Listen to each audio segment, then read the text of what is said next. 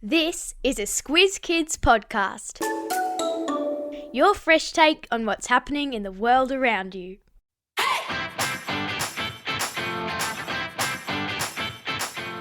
Each week we give the world globe a spin and see where we land. Then we take the kids of Australia on an audio excursion to visit that country and its people.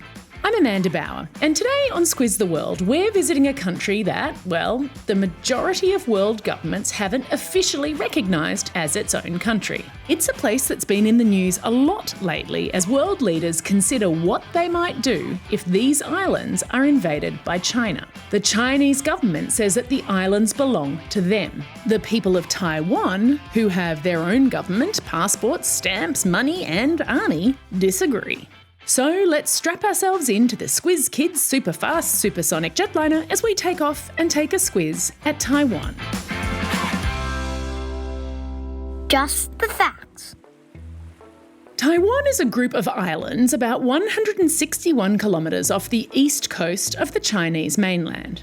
The old-fashioned name for the biggest island is Formosa, which means beautiful in Portuguese.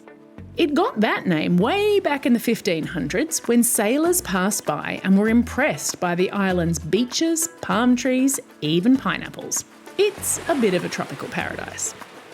We'll talk more later about the indigenous people of Taiwan, who were the only ones living on the islands back in the 1500s. For now, all you need to know is that over the years, different European countries claimed the islands until China took over in the late 17th century. Japan then took charge in the late 1800s after China lost a war with them. And China took it back again when Japan lost World War II in 1945. Once the Second World War was over, China went back to having its own war between two very different political parties. By 1949, it was clear that one side was going to win the war, and the other side, their soldiers and more than 1 million of their supporters, fled, which means ran away, to Taiwan. They called their government the Republic of China and said from Taiwan's capital, Taipei, that they were the true government of all of China. Meanwhile, over in Beijing, the government of the People's Republic of China said that they were the true government of all of China, including Taiwan. So, we have the Republic of China, based in Taiwan, and the People's Republic of China, based in Beijing. It's enough to make your head spin. Taiwan has 24 million people, and China has 1.4 billion. So obviously, if China ever did decide to try to take Taiwan by force, the smaller country would probably need some powerful friends. That's why it's a big deal that recently American President Joe Biden said that his country would come to Taiwan's aid if necessary. Okay, that is definitely enough politics. Whenever you travel, it's important to learn a few words in that country's language. It's a great way to show respect. So let's learn the lingo. In Taiwan, there are 6 official languages. Mandarin Chinese is by far the most common, but there are also 4 Chinese dialects, as well as Formosan, spoken by indigenous people. We've learned some Mandarin before when Squiz the World visited China, but I learned something cool about how people often greet each other in Taiwan. Hello in Mandarin is, of course, ni hao. But after you've greeted someone, you often ask how they are, right? Hi, how are you? Hello. Well, in Taiwan, instead of saying, how are you, people say, 吃过了吗? 吃过了吗 means have you eaten? Food is really important in Taiwan, and if someone hasn't eaten, well, they're probably not okay, are they? Now that we can communicate a little bit, it's time for school. It's compulsory in Taiwan for kids to go to school for 12 years. But starting in year 7, they get to decide whether they want to be on an academic track or a vocational track. The academic track means that you want to go to university and you're prepared to sit some pretty hard exams. The word vocation means your job or occupation, so the vocational track is leading students towards a job that doesn't necessarily require going to uni. Those students don't have to sit those stressful exams. In years 10 to 12, vocational students will take subjects that can lead to careers in areas as diverse, meaning different, as farming, nursing, security to the ER, and opera singing. Another subject that kids can study in Taiwanese schools is Formosan, a name for the indigenous languages of Taiwan. Only 2.3% of all people living in Taiwan are actually indigenous to the islands, and their communities are trying to promote their language and culture. Let's learn more about the Austronesians of Taiwan. Let's get cultural. Yes, I did say Austronesians, and no, that word has nothing to do with Australia. Linguists, those smart people who study languages, have found loads of similarities between the languages spoken by Indigenous people in 38 countries, including Taiwan, Papua New Guinea, New Zealand, the Philippines, even as far away as Madagascar, off the coast of Africa. And they've called all those languages the Austronesian language group.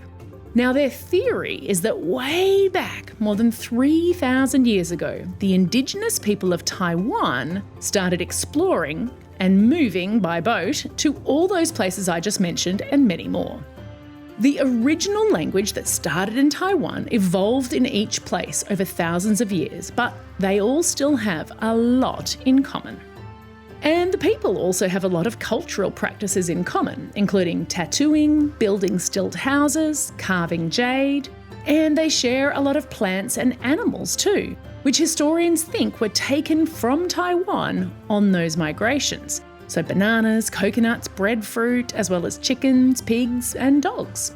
And the theory goes it all started in Taiwan. So every 2 years in Taiwan, there's a massive Austronesian cultural festival where Indigenous people from all those places come to celebrate and share their cultures. I've put a link in your episode notes to a video introducing the Indigenous people of Taiwan. See if you can spot any similarities with other cultures that you know about. Phew, I've learned a lot about Taiwan and now I am starving. I think it might be dinner time. The national dish of Taiwan is beef noodle soup. It's on just about every restaurant menu, and each year there's a competition to find the very best beef noodle soup.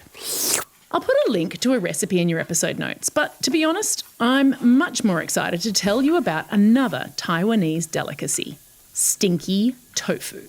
That's what it's called, and people have described this very popular dish's aroma as being like decaying meat, garbage, and smelly feet. Ew! I've put a brilliant video in your episode notes about a restaurant in Taipei called Dai's House of Unique Stink, where you can see how Dai leaves vegetables to ferment in barrels at room temperature for 2 years. Then she puts dried tofu into the barrels. It acts like a sponge and it soaks up the green stink. The tofu is then prepared in lots of different dishes. The fermented vegetable goo is meant to be very good for your gut health. And even though it is stinky, it's supposed to taste pretty good. Time for the quiz. This is the part of the podcast where you get to test how well you've been listening. Question number 1. What is the actual national dish of Taiwan? You got it. It's beef noodle soup. Not stinky. Question number 2.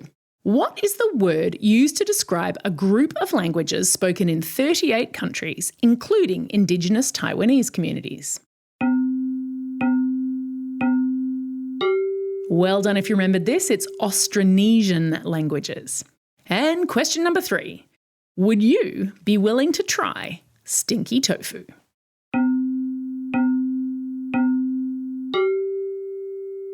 Obviously, there's no correct answer to this one, but I always think it's good to have at least a taste of every new food.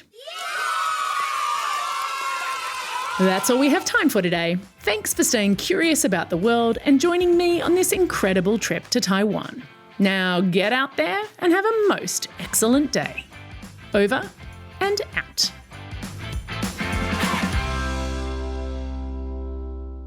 These episodes are edited and engineered by Carter Quinn.